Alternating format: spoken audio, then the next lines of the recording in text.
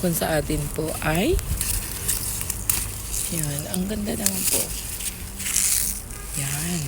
Kumuha po kami ngayon ng gulay. Fresh na fresh. Yan.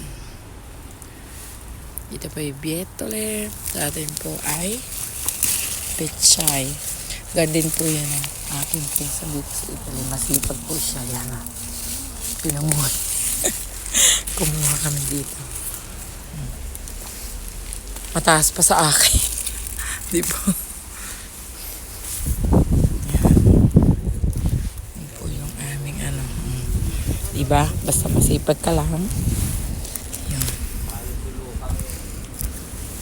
Yan po yung aming lemon.